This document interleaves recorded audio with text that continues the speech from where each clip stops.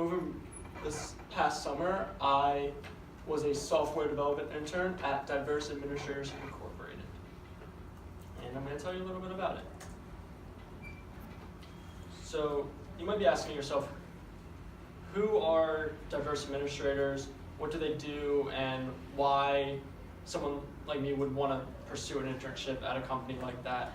And the main motivation behind me seeking out an internship at a company like Diverse Administrators was to gain real-world experience by applying the skills I've learned throughout my courses and time here at Ursinus as a CS major in order to solve their complex design problems and implement solutions that I came up with. So the who, as I've mentioned already, the company's name was Diverse Administrators, and they are a very small company. It was 2 employees. Gene King is the president and CEO, so I had direct access to CAO and direct communication with him, along with his secretary and system admin, Carolyn Grau.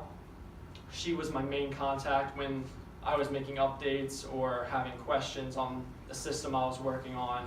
Anytime I had an issue, I would go to her and ask her if she could explain something. The what?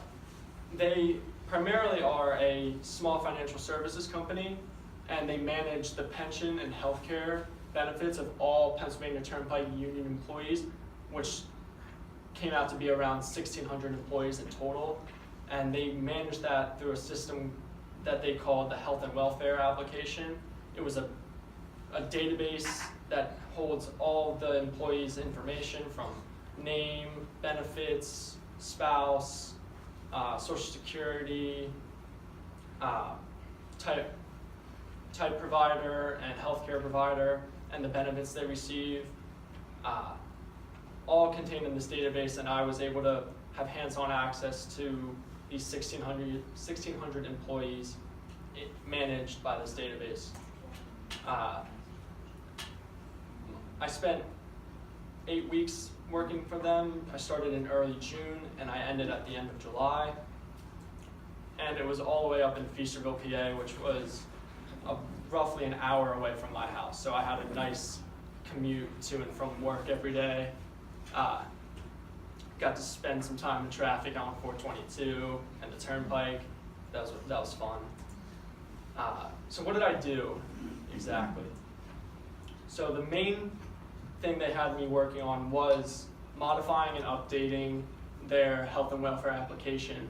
But in order to do that, I had to learn some new languages, primarily Visual Basic. Visual Basic was the system that they wrote their first version in, and they have been using Visual Basic for as long as I could remember and as long as they told me. But now they wanted to modify the system and port it into a new language in C#. It's a much more powerful language, can do a lot more for them in terms of processes and functions.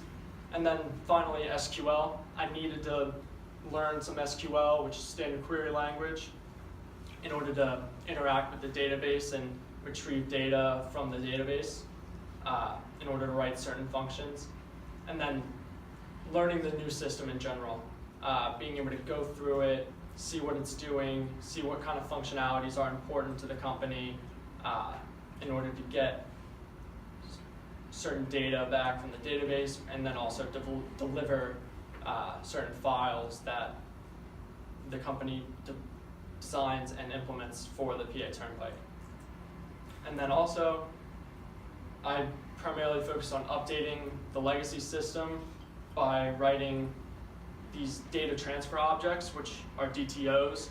And essentially all that is a fancy term for just a class that takes data from the database and transfers it into the language, and it puts a screen between the two and makes them separate so people can just see one end of the code or the back end of the code.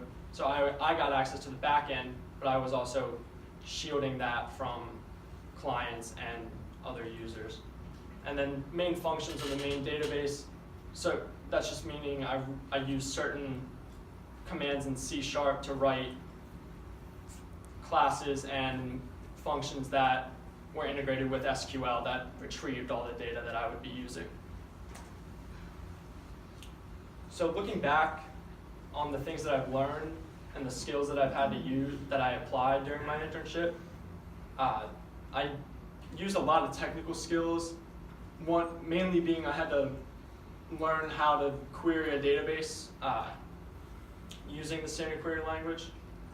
That was something I've had very little exposure to in the past before this internship, but I knew that going into this semester I was going to be taking database design, which focuses all around using SQL and databases, so this was really important to me to be able to become proficient at it. And then also just how to code using C# in general. It was a language that I was not very familiar with. A lot of my coding experience came from Java and C++. And C# is very similar, but it was a language that I didn't really use and know a lot of before this summer. Also on top of that, it was general analytical and problem-solving skills that I had to develop that were different to the skills I've used in school here.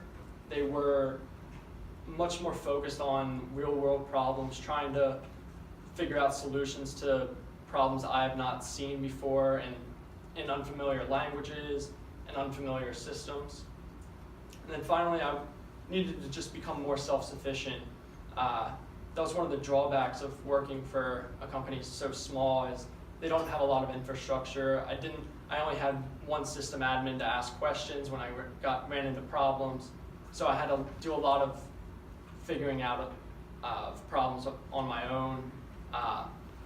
Spent a lot of time on Google and the internet, just poking around sites to try to give me help when I ran into problems.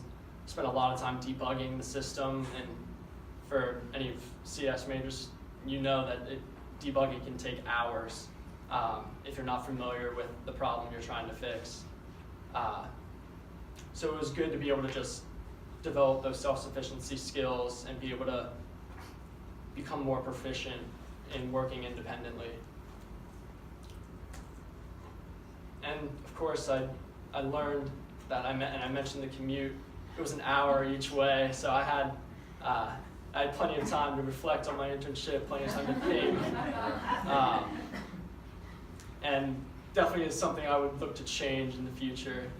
I don't know about you, but I don't want to commute an hour away from work if I can avoid it. But appreciate you guys listening to what I did over the summer. Are there any questions? One more question. Let's give Tim a round of applause.